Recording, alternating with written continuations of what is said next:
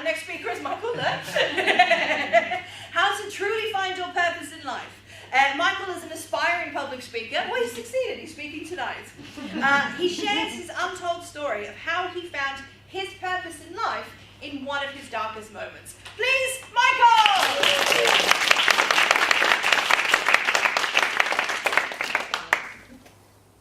Have you thought about what your purpose in life is? What do you live for? Why are you here? These are the same questions I asked myself a couple of years ago, and the answer that I found changed my life forever.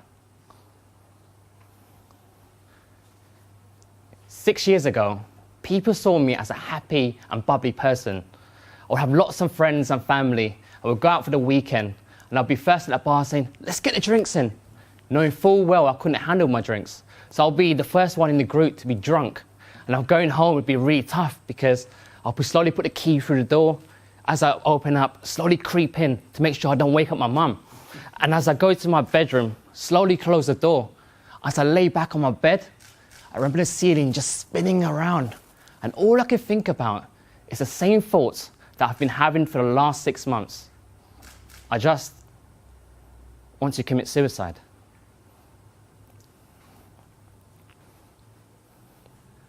You see, my friends and family, they always deemed me as someone successful, someone who went to university, finished their masters, worked for a big company like Sony. But to me, it was irrelevant, because by this age, I told myself I should have a family by now. I should have a house by now. I should be fluent in Vietnamese. But none of these materialized. The truth is, I hit rock bottom, and none of my friends and family noticed it. I felt alone. I felt useless, worthless. I convinced myself that if my presence couldn't be felt now, it will make no difference when I'm gone.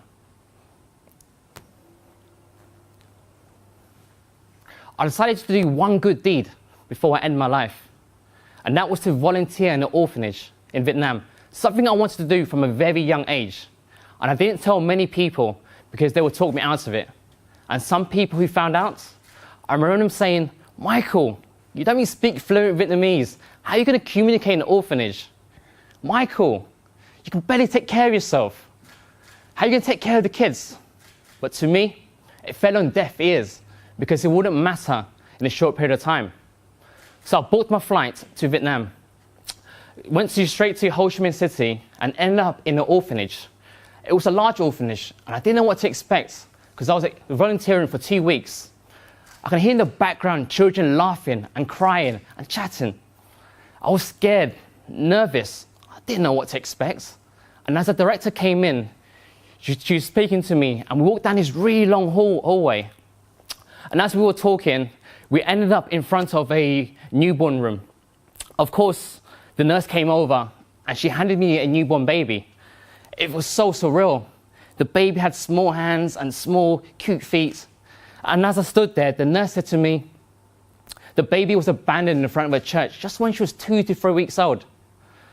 As I looked into the baby's eyes, I couldn't help but imagine what decision the mother had to make to give this baby up.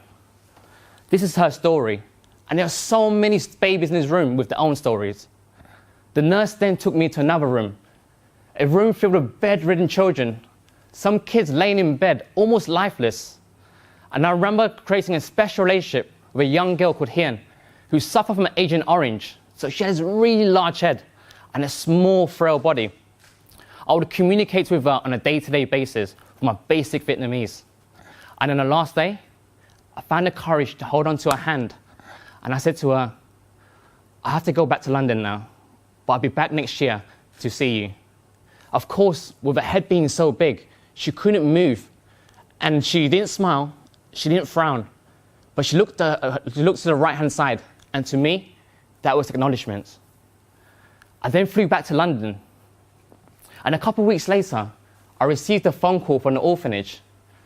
I said, "Hey, how's it going?" And she said, "Great, I just want to talk to you about Hien." I said, "Awesome. I mean, how's she getting on?" I was so excited. And she said, "Hien, she passed away." I remember the lady talking, but I couldn't hear anything Because I promised the little girl I'll be back next year to see her, and now I've broken that promise. But I also understood why God would want his angel by his side.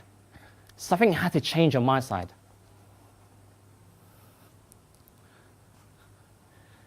To find your purpose in life, you need to take a step back from your busy schedule and look at what's important to you.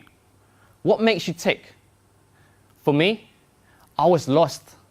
But when I crossed paths with the orphans and they accepted me for who I am, didn't judge me, were happy despite not having anything. They don't know this, but they saved my life. And that's why I created a charity called Fundraise for Vietnam to continually support the underprivileged children in Vietnam. And you can find out more at www.fundraiseforvietnam.org. There's a quote by Mark Twain who sums up my talk beautifully. He said, "The two most important days in your life are the day you're born and the day you find out why." Thank you.